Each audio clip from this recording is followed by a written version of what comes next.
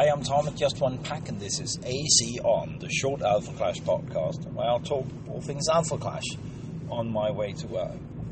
And today I want to talk about the spoilers, or what the spoilers tells us about the game.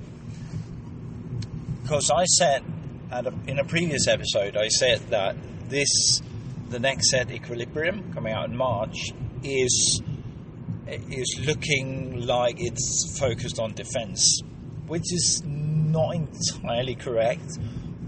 So let me elaborate.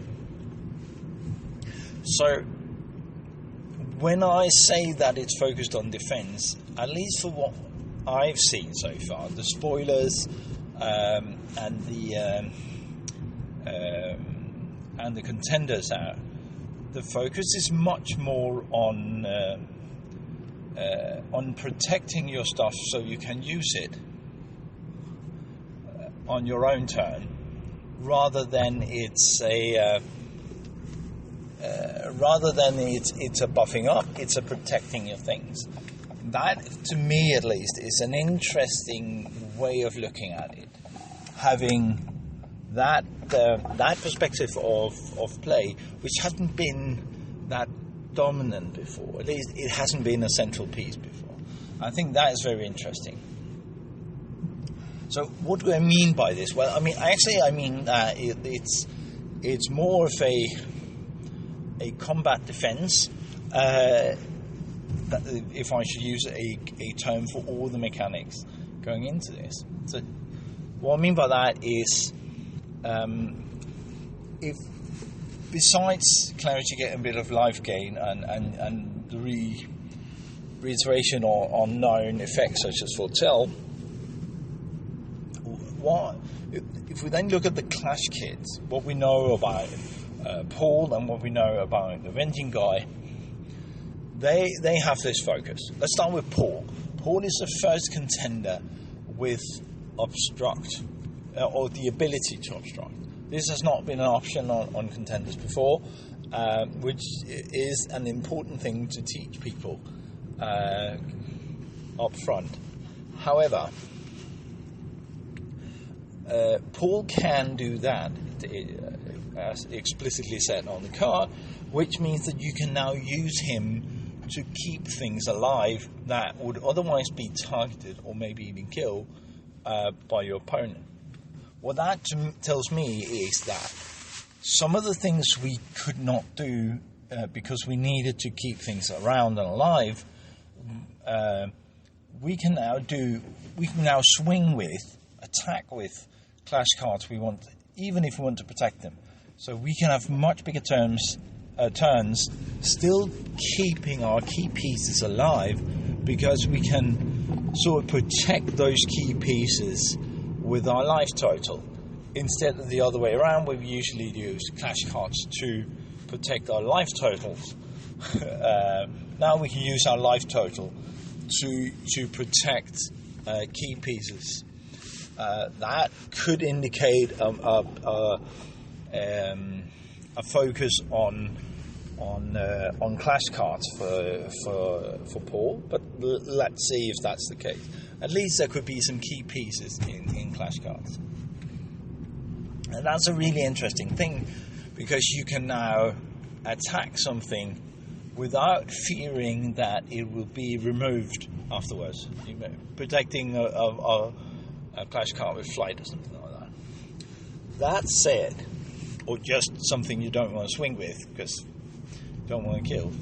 That said, that of course is not the end all of combat, since you are limited to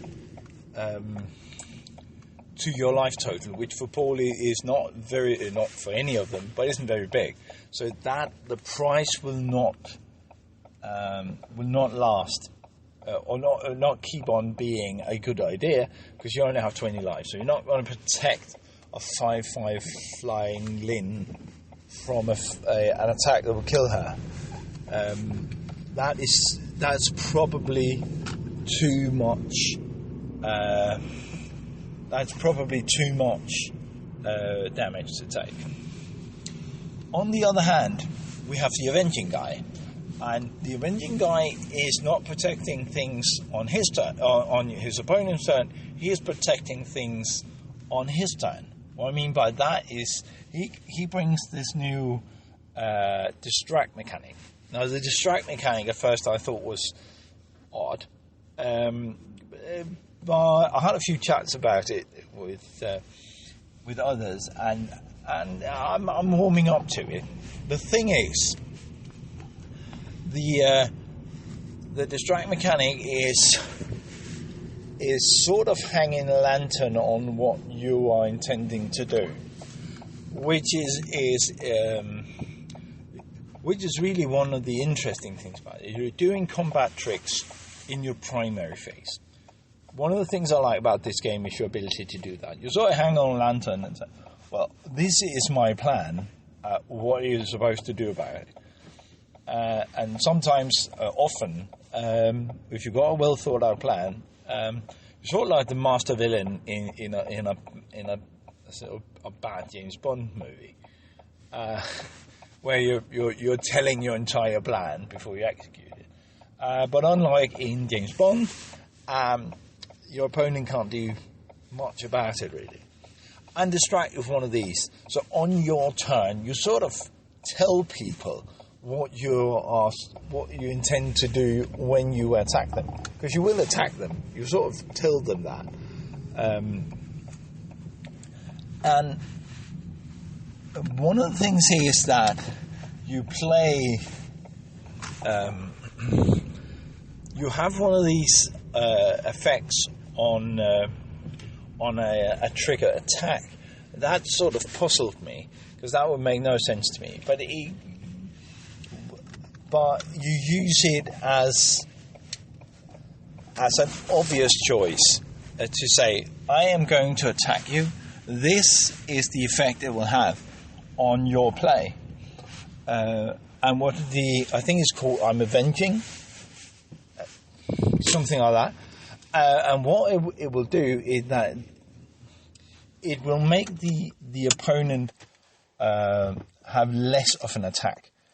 At first, that made no sense to me, since he could not obstruct me anyway.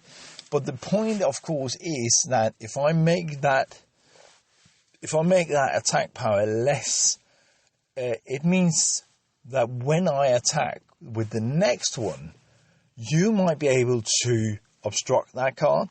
You may be able to kill that card, or used to be able to kill that card, but now you can't. Do you want to sacrifice that clash card to avoid damage without getting any other benefits from it? So let me remove it from you, or do you want to preserve your life total? And that decision is made just like the obstruct, is made a little bit more interesting for your opponent when you use the distract mechanic.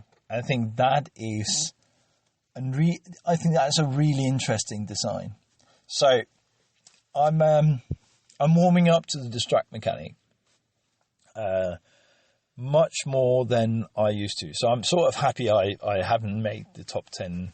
The tier list of contenders yet, so I can reflect a little bit more on them. So thank you to Racing Impulse to you for actually keeping them, getting them out early, so I wouldn't make a fool of myself again. I think that said, having these two new mechanics and these new ways of playing put into the Clash Kit of Equilibrium, sort of makes me more excited for that than that Clash Kit than any other Clash Kit before.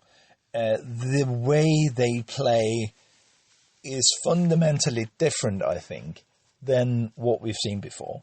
I know they've all sort of introduced new ways and new strategies and new gameplays, like Weapon that came with the grenades, or I was about to say Moxie that came with weapons, but Moxie and Magnate, the very first Clash Kit, will always be the best one for me. since that was the first one we all waited to get out from Kickstarter. But they all came with their different mechanics.